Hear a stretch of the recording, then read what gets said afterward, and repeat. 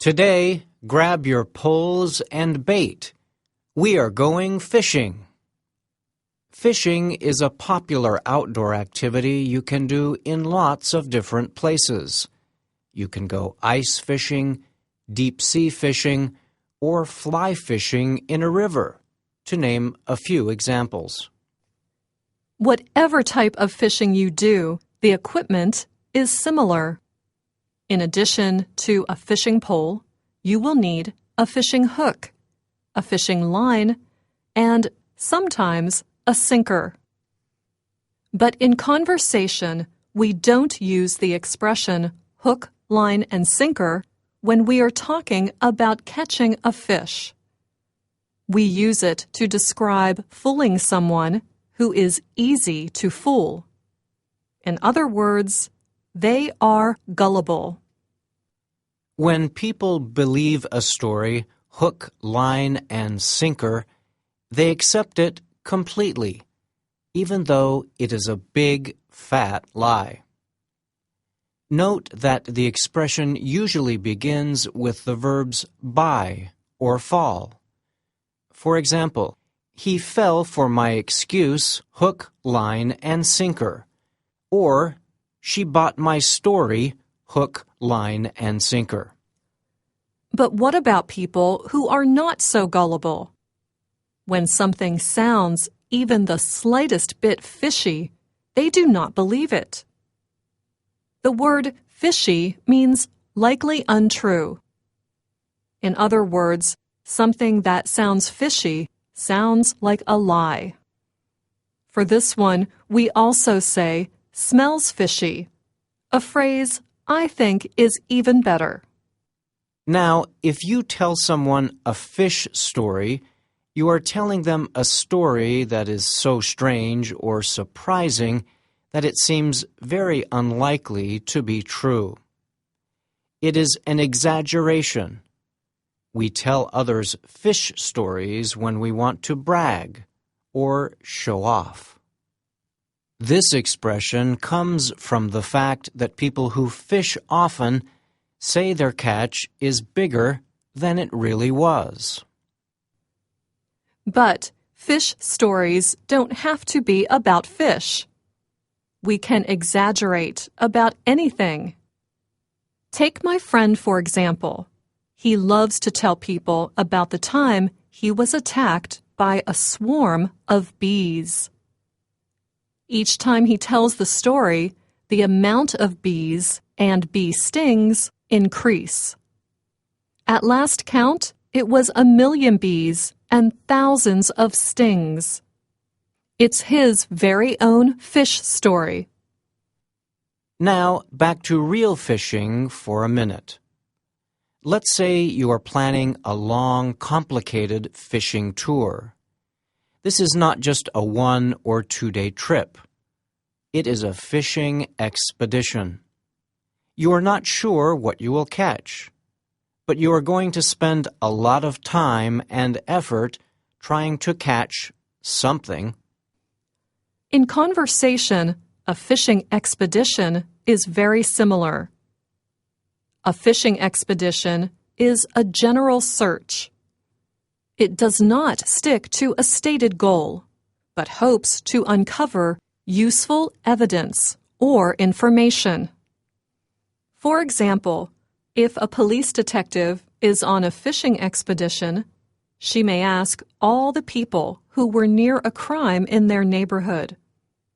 She does not know if any of them are guilty or if they know anything, but she hopes one of them will give evidence about the crime.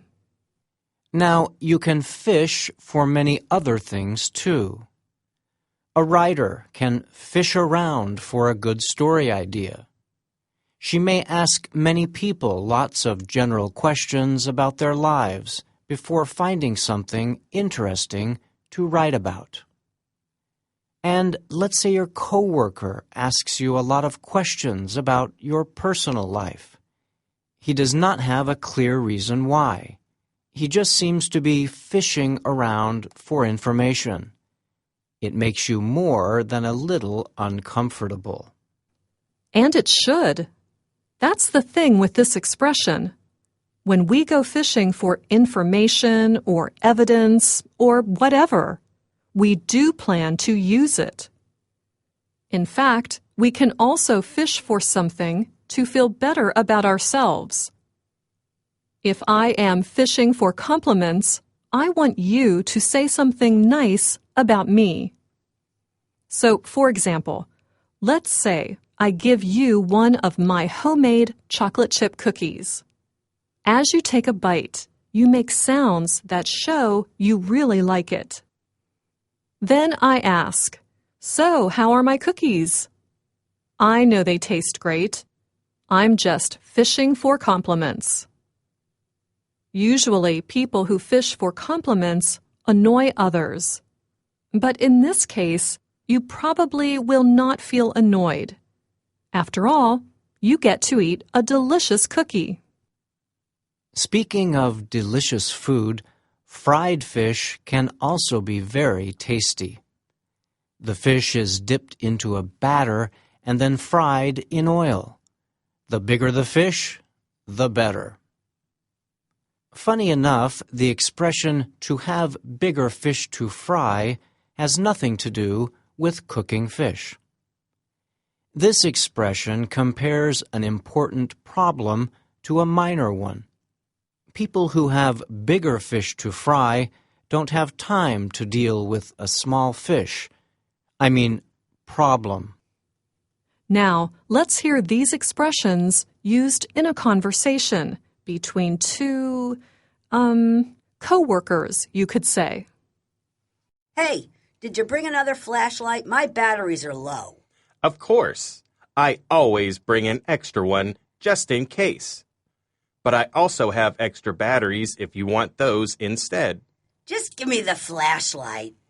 Isn't it helpful that I'm so prepared? Yes, it is. Now stop fishing for compliments and hand me the screwdriver. We don't have much time to open this lock. Hey, can I ask you something? Yesterday, Joe from the cafe asked me a lot of questions. I got the feeling he was fishing for information about our, job. Do you think he knows something? Joe, he doesn't know a thing. What did he ask you? He wanted to know what I did during the day and how I spend my nights. And then he asked me what I was doing tonight. It was weird. Sounds like he was just on a fishing expedition. But he also asked me about my plans tonight. What did you tell him? I told him I was going to a book club. A book club? Really? And he fell for that? Yeah, he fell for it hook, line, and sinker. Didn't doubt it for a minute. You don't think that excuse sounds kind of fishy? I think it sounds very fishy. What's so fishy about my going to a book club? Is it so hard to believe I would belong to a book club? No, it's just that... I do read, You're right. I am sorry. Thank you.